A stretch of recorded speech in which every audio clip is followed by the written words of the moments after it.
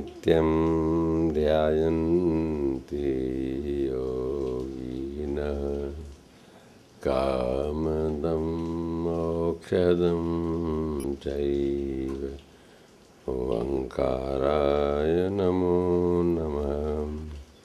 नमो अस्त्वनन्दाय सहस्रमूर्तये सहस्रपादाक्षिशिरोर्वामे सहस्रनाम्ने पुरुषाय शाश्वते सहस्रकोटियुगधारिणे नमः।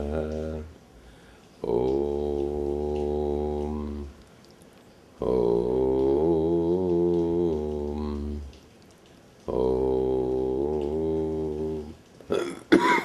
कृष्ण जे अज जन्म वठण जो ॾींहुं सभागो आयो आहे।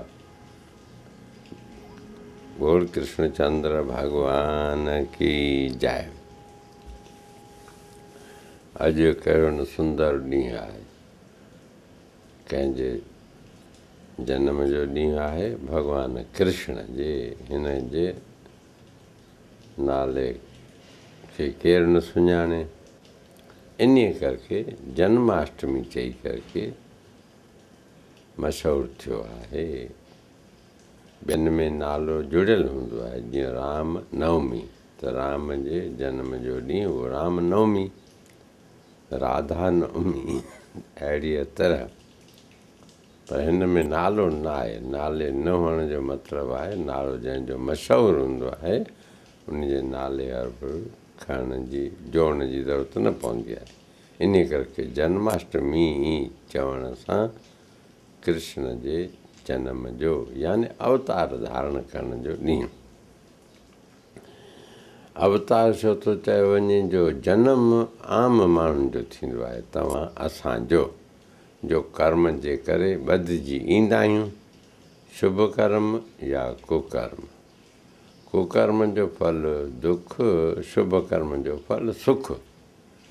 इहो इंसान ॿिन्ही जो मिक्सचर आहे, मिश्रण जंहिंखे चइजे। माने कुझु पुण्य कयल आहे, कुझु पाप कयल आहे, जंहिंजे करे माण्हू बणिया आहियूं। और देवताऊं निज शुभ कर्म कयो अथऊं। जेके असांखां वरी हेठि आहिनि पशु पखी, इन्हनि कुकर्म कया आहिनि, पाप कया आहिनि, जंहिंजे एवज़ हुनखे अहिड़े क़िस्म जी जूण मिली आहे। ऐं मनुष्य जो विचोलो पूरो पुनो यानी पाप बि पूरो पुनो पुण्य बि कयल आहे, जंहिंजे एवज़ असां जो जनम थी सघंदो आहे। पर भॻवान जो अवतार या प्रगट थियणु, उहे पंहिंजी इच्छा सां धर्म जी रक्षा करणु, अधर्म खे हटाइण जे लाइ, सजणनि जी रक्षा करणु, दुष्टनि जो संहार करणु। हर युग में परमात्मा जे वठण जो, अवतार धारण जो इहो ई मक़सदु आहे। यदा यदा ही वग़ैरह श्लोक भगवत गीता जे अंदरि प्रसिद्ध आहिनि। या हिंदीअ में बि जब जब होए धर्म की हानि वग़ैरह रामचरितमानस जे अंदरि श्लोक या दोहरा आहिनि। तो अचो अहिड़े हुन भॻवान कृष्ण जे प्रगट थियण जो गुरु महाजन सुंदर वर्णन कयो आहे।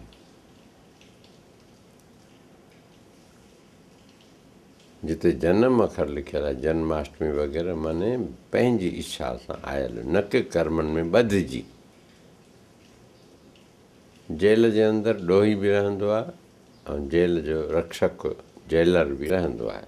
रहंदा ॿई न, पर हो कर्मनि वस जेल जे अंदरि अपराधी रहियो पिया ऐं जेल जो मालिक, जेल जो संभालींदड़ उहो बि रहे थो। पर उहो पाण ख़ुशीअ सां थो रहे, उनखे पाण पघार मिले थी, हुनजी वाह वाह थिए थी ऐं उहो वीचारो रोए थो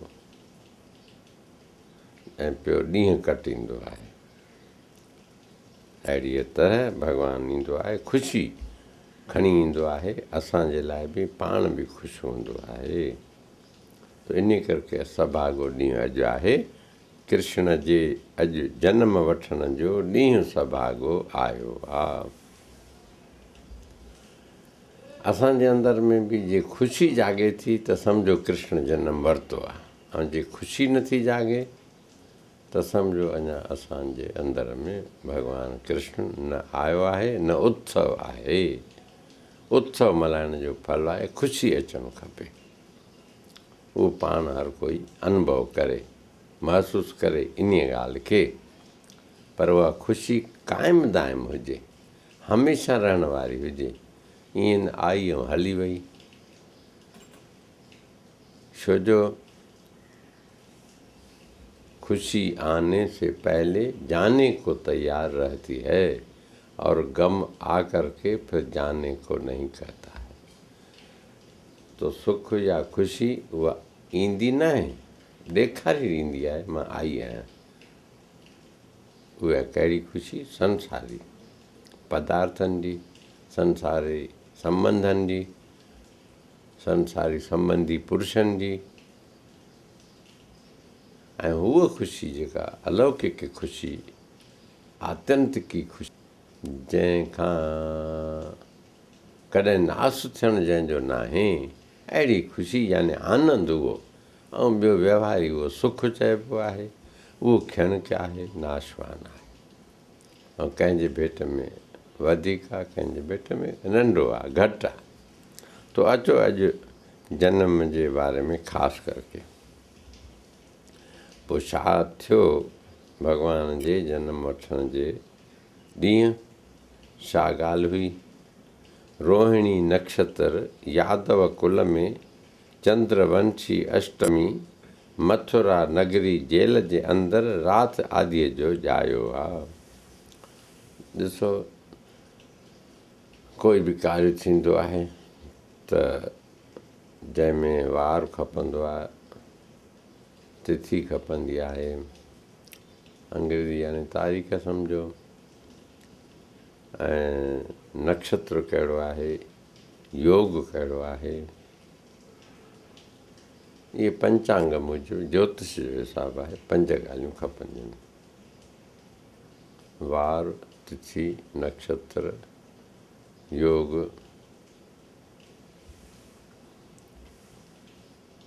पंजी बि ॻाल्हि आहे। ख़ैर, तो मतिलबु नक्षत्र रोहिणी हुयो उन वक़्तु, ऐं कहिड़े कुल में ॼायो? यादव कुल में, यदुवंशी कुल, यादव कुल।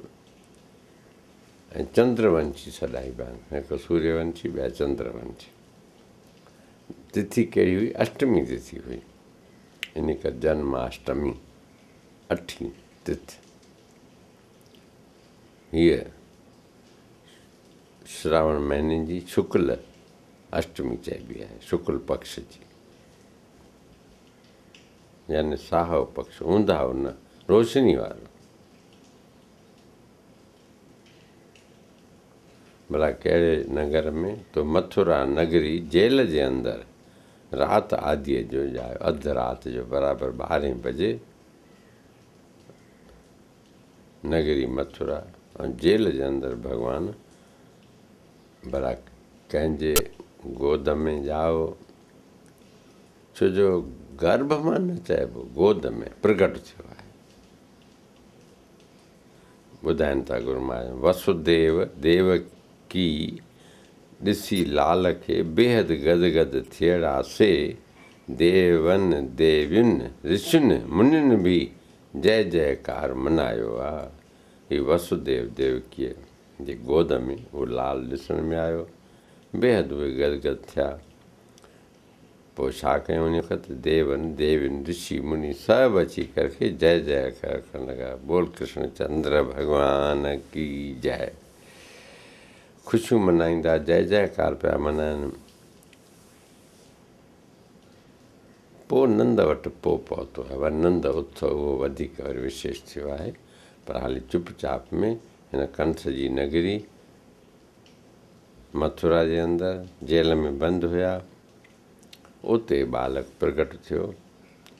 पहिरीं त चतुर्भुजी रूप धारण करके प्रगट थियो, पोइ पंहिंजी माया फेरी, रूप बदिलियो, नंढो बालक वांगुरु प्रगट थियणु लॻो।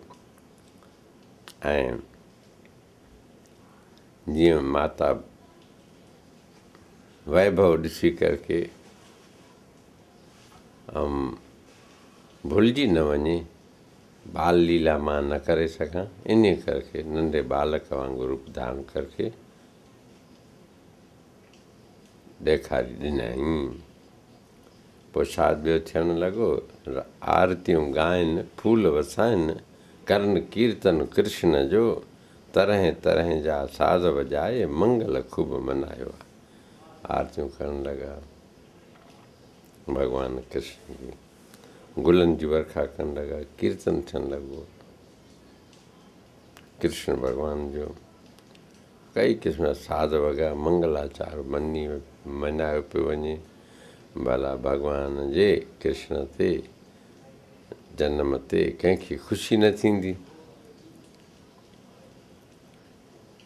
पुट जे जनम जी केॾी ख़ुशी थींदी आहे। हे त असांजो बाबो आहे, त बाबे जे जनम जी ख़ुशी सभु कंहिंखे ज़रूरु थींदी थींदी। गुरू बि बाबो चइबो आहे ऐं भॻवान बि सभिनि जो बाप ई आहे। इन नाते ॿियो भला छा पिया चवनि, हाणे अॻिते हले थी लीला। छो जो उते भॻवान खे ॾेखारी ॾियणु कोन हुयो। ऐं ॿी ॻाल्हि ख़ासि होॾां रोहिणी हुई, वसुदेव जी ॿी घरवारी,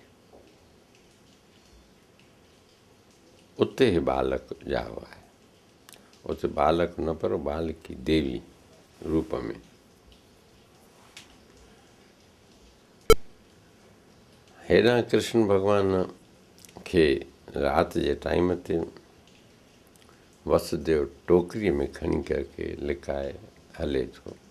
भॻवान जे जनम सां जेल जा दरवाजा खुली पिया ऐं पहरेदारनि खे निंड अची वई ऐं वसुदेव भॻवान खे खणी टोकरीअ में धीरे धीरे जमुना जे किनारे पहुतो। जमुना में घिरणु लॻो, जमुना बि फूह पई वहे। भला हे बरसाति जो टाइम, बरसाति मथां एतिरी फूह वहंदे वहंदे आख़िर वसुदेव धीरे धीरे ॿुॾणु लॻो, पाणी नक ताईं पहुची वियो। हाणे भॻवान खे पियो यादि करे। जमुना त ख़ुशीअ में आनंद में भॻवान जा चरण पई छुहणु चाहे, बसि जीअं भॻवानु थोरो पेर हेठि कयो टोकरीअ खां ऐं जमुना छुहियो ऐं जमुना पोइ धीरे धीरे हटणु शुरू कयो आहे। इहा बि वॾी लीला आहे। उन जो ज़िक्र स्वामी जन हिन सिट जे अंदरि कयो आहे। खणी खारीअ में श्याम सुंदर खे वसुदेव हलियो गोकल ॾांहुं, कुल पकड़ा दर पाण ई खुलिया, व्यास ईअं फरमायो आहे। व्यासदेव महाराज श्रीमद भागवत जे अंदरि इन रीति जो वर्णन कयो आहे। भागवत वग़ैरह 17 ॿिया पुराण, 18 पुराण रचींदड़ वेद व्यास महाराज, जंहिंमें हिन वेद व्यास महाराज खोले करके सम्झाणी ॾिनी आहे। उहो भागवत नाले सां पुराण, जंहिंमें भॻवान जी लीला जो वर्णन।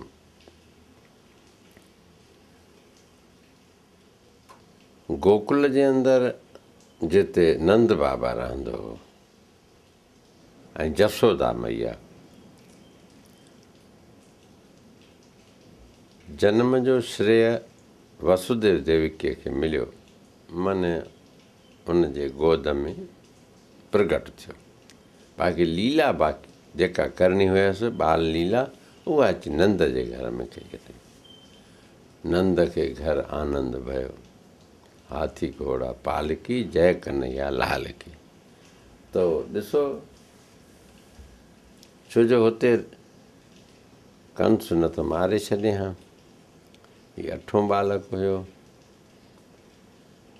भॻवानु अहिड़ी रचना रची जो पंहिंजो पाण खे सिपाही नंद बाबा वटि ऐं उते ॼावल बालकी जेका हुई प्रगट थियल देवी रूप में, उहा वरी वसुदेव साॻे नमूने खणी आयो आहे। खणी करके हिते जेल जे अंदरि ज़ाहिर कयईं कि बालक ॼाओ आहे अठों। माया रूप उहा बालिकी जेका आई, उन जे अचण सां पोइ दरवाज़ा बि बंदि थी विया, पहिरेदार बि सुजाॻ थिया, भई ख़बरदार ख़बरदार चवणु लॻा। ॾिसो, भॻवान जे अचण सां दरवाज़ा पाण ई खुली था वञनि, पहिरेदार खे निंड थी अचे। ऐं माया जे अचण सां दरवाज़ा बंदि थी वेंदा आहिनि ऐं पहिरेदार सुजाॻ थी वेंदा आहिनि। इहा उबती लीला ॾिसो भॻवान जे भेट में माया जी कीअं आहे। अचो हाणे ॿियो छा था लिखनि, रखी कृष्ण खे माता अॻियां खणी कन्या खे मोटियो सो, जेल जा दर बि बंदि थी विया, बालक रोअण मचायो आहे। बालक उहा उहा उहा करणु लॻो। सचुपचु बालक जी निशानी इहा आहे जे रोए। माता न त चूंडी पाए बि रोआरींदी आहे बालक खे। जे उन वक़्तु रोयो रुनो त सम्झो अॻिते खिलंदो हली, रुनो ई न, आवाज़ ई न निकितो त पोइ सम्झो ख़तरो आहे, काई ॻाल्हि आहे। इन करके पर भॻवानु हुनखे त लीला करणी हुई, हुनखे रोअणो छाजे लाइ हो। रोअण जूं बि कई मानाऊं आहिनि। ऐं उहो चवंदो आहे उहा उहा अर्थात जॾहिं मां माता जे गर्भ में हुयुसि तंहिं महिल मां सुंदर रूप, उहा सुंदर तिजलो चमक दमक वारो भॻवान जो ॾिठुमि पए। हाणे उहो काॾे वियो, उहा उहा उहा माना हुते हुते उहा चीज़ मूंखे ॾे। पोइ माता ज़ोरीअ हुनखे चटाईंदी आहे माखी, जीअं उहा उहा हुन खां विसरी वञे ऐं हीअं हीअं चवे, माना माया माया ईअं यादि करे। इहे माताउनि जी हिकु मोह रूप आहिनि माताऊं।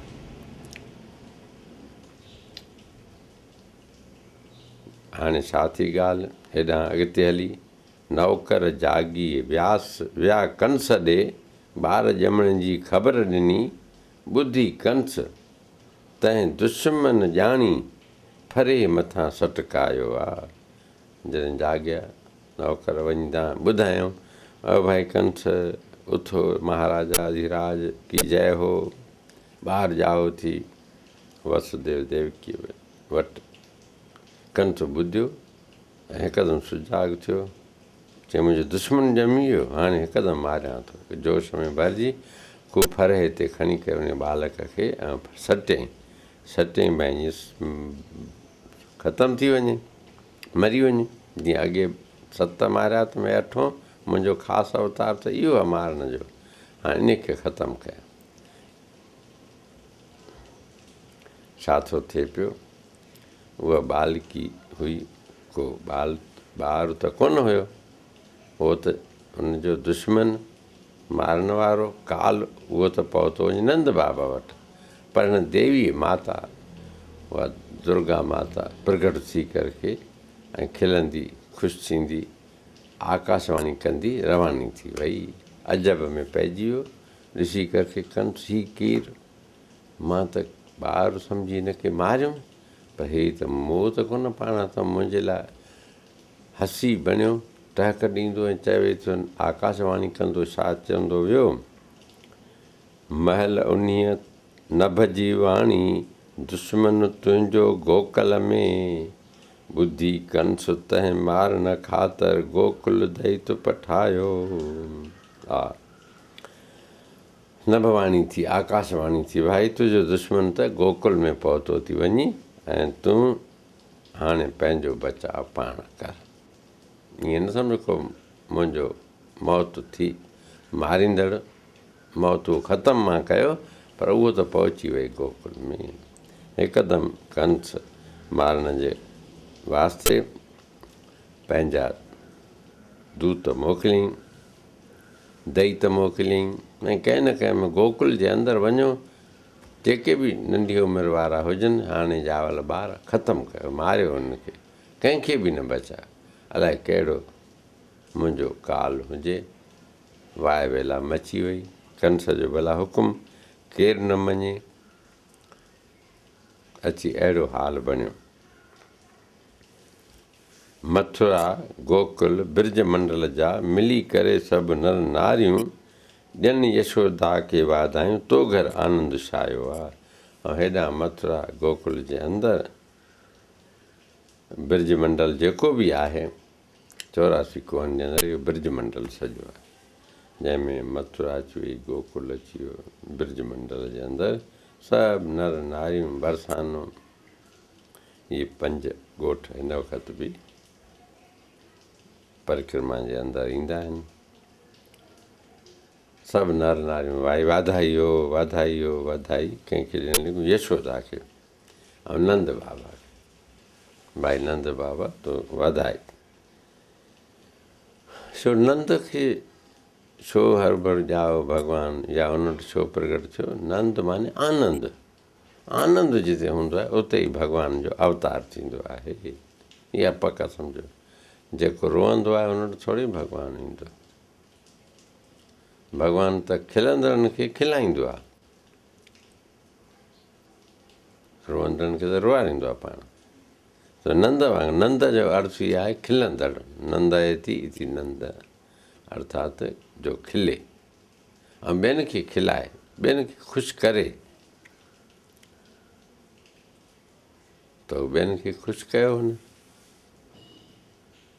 अपने दुख में रोने वाले मुस्कुराना सीख ले, दूसरों के दुख दर्द में आंसू बहाना सीख ले। ॿियनि खे दुखी ॾिसी करे पाण दुखी जेको थियो ऐं पंहिंजे दुख में उहो मुस्कुराईंदो रहे, दुखी न थिए, इहा कला आहे।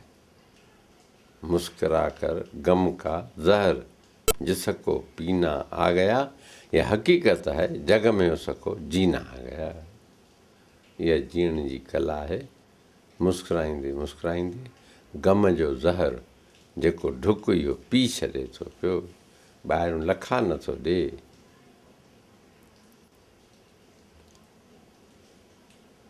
जब से सुना है मरने का नाम जिंदगी है, कफन सर को बांधे कातिल को ढूंढता हूँ। जॾहिं खां ॿुधमि कि मरण जो ई नालो ज़िंदगी आहे, पहिरीं मरण खे मरण सम्झंदो हुउसि, जीअण खे जीअण सम्झंदो हुउसि।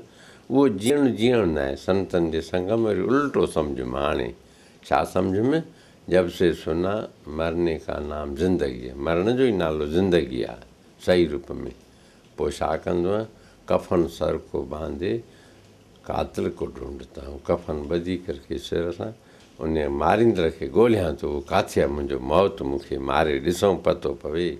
छो जो मां त आत्मा रूप बणिजी वियसि, हाणे मूंखे मारण जो कोई सुवाल ई कोन्हे को, मरण जो कोई सुवाल ई कोन्हे को। शरीर सम्झां त कोई मारे, मां आत्मा खे कॾहिं कोई मारे सघंदो ई कोन को आहे। मरण खां अॻु मुआजे तिन मारे काल कंदो छा? जेके मरी चुका अॻ में, मां शरीर न आहियां, मिटी आहे, मां मिटी आहियां, कुझु आहे ईअं सम्झ, या मां न्यारो आहियां, मरण जो न आहियां, ॿिन्ही में हिकिड़ो सम्झ। देही मञे पाण खे त मरी मिटी थी,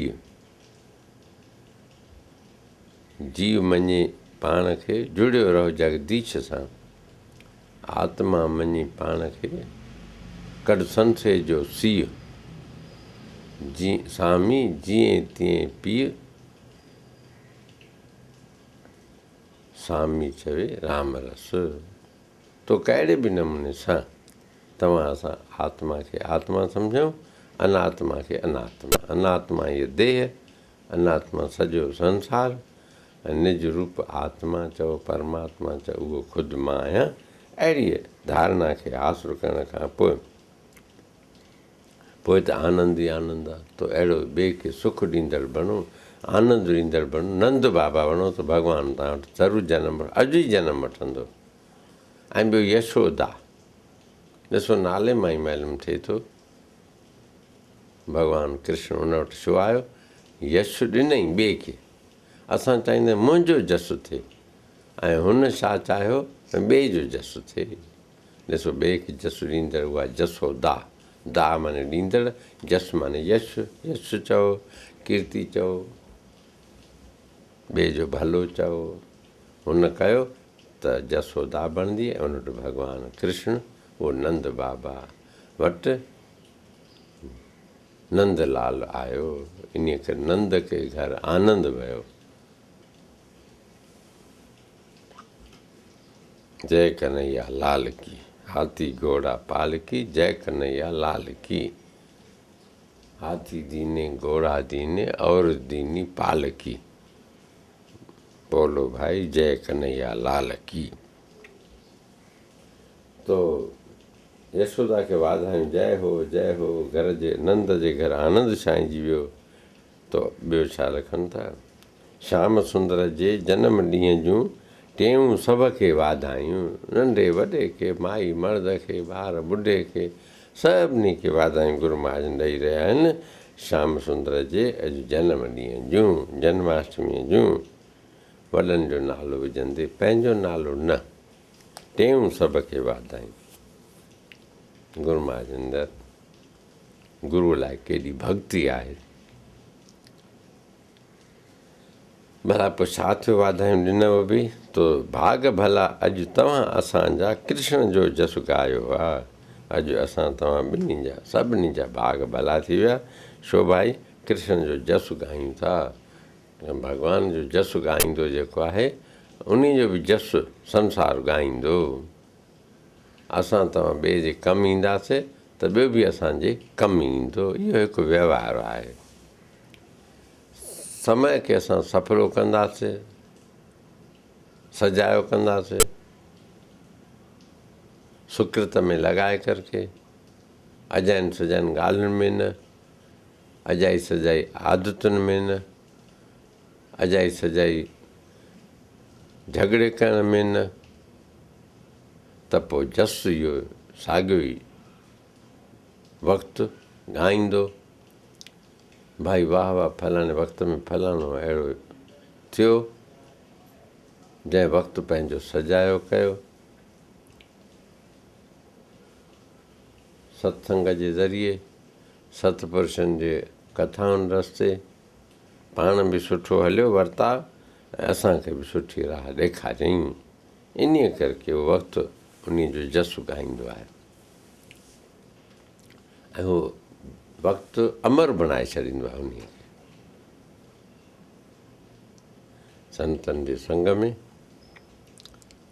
वक़्त जी बि शोभा थींदी आहे। वाह वाह सुठो सुंदर वक़्तु अॼु भाई कहिड़ो कृष्ण जो, त कृष्ण हुनखे सिंगारियो। वक़्त जी महिमा, जंहिं हंधि जनमु वठे थो उन हंधि, उन आस्थान, उन गांव जी बि महिमा।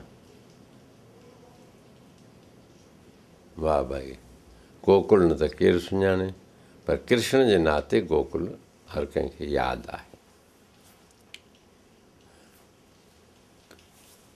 नंद खे जसोदा खे केरु सुञाणे, बाबा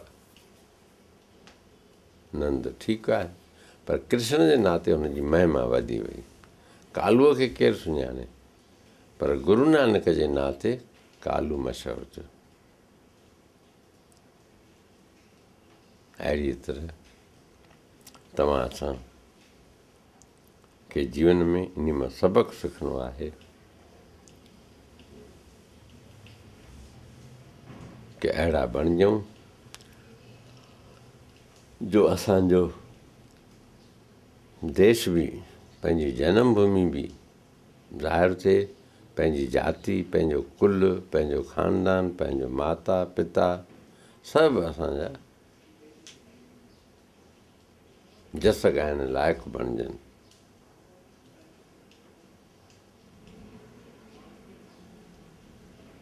सॼी पृथ्वी उन जे मथां बलहार वेंदी आहे। कुलम पवित्रम जननी कृतार्था वसुंधरा पुण्यवती चतेन अपार सच्चित सुख सागरे अस्मिन् लीनम परे ब्रह्मणि यस्य चेतः। उपनिषद ईशावास्य नाले पहिरीं उपनिषद यानी वेद जो भाङो आहे। उपनिषद जंहिंखे चइबो आहे। उन में लिखियलु आहे कि उनजो कुल पवित्र आहे। माता बि उनजी धन्यवाद जे लाइक़ु आहे, पूजनीय आहे। पर एतिरो न, सॼी धरती बि उन मथां बलहार वञे। अपार संसार जे अंदरि सुख स्वरूप परमात्मा उन आत्मदेव जे चिंतन में जंहिंजो मन लॻे थो, थोरे सेकंड वास्ते ई सही, या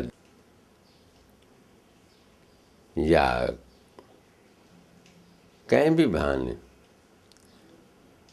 उपयोग सुठो कयो आहे, उन जी साराह थियणी आहे। उपयोग कंदड़ उहा, उपयोग में ईंदड़ उहा शइ, उहो वक़्तु, उहा धरती सभु पवित्र थी वेंदियूं आहिनि। इन में कोई बि शक न आहे। उन वक़्त में जेके माण्हू थिया उहे बि बाल गोपाल बि अॼु असांखे उहे यादि पवनि था। अॼु उन सां नातो रखंदड़ गऊ माताऊं यादि पवनि थियूं। ऐं गयूं चारियूं कृष्ण बाल गोपालनि सां रांदि कई, लीला कई, माखण चोर लीला कई, या जेतिरियूं बि लीलाऊं कई। लीला जे द्वारा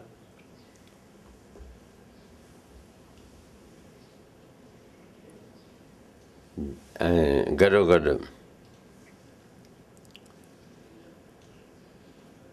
उन देश जे, उन जनम भूमीअ जे करे, उन सुंदर स्वरूप जे करके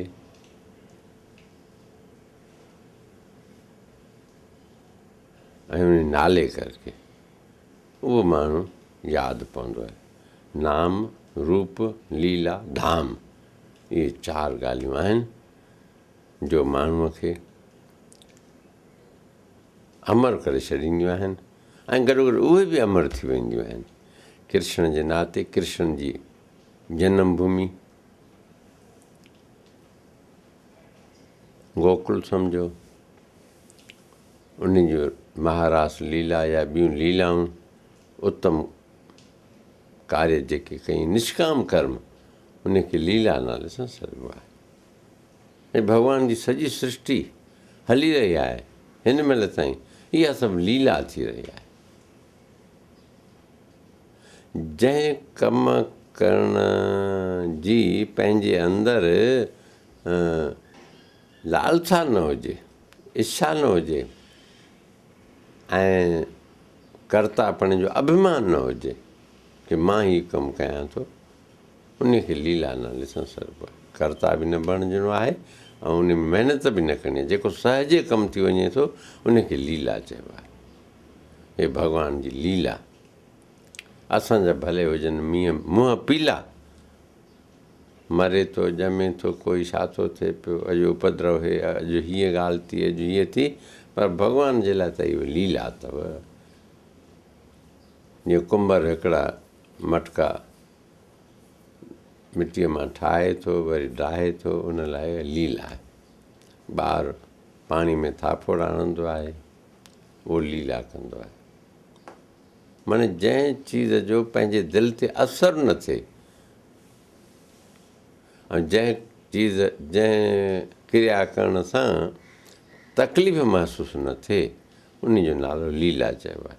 अहिड़ीअ तरह भॻवान जी लीला या उन जो नाम या उन जो रूप या उन जो धाम, इहे 4 अॼु पवित्र भॻवान कृष्ण जे नाते असां तव्हांजे अंदर में हमेशह जीअं भॻवानु कृष्ण विराजमान रहे ऐं हमेशह असां कृष्ण जे जनम जो ॾींहुं अंदर में मल्हाईंदे ख़ुशि थींदा रहूं, हमेशह आनंद में रहूं। ओ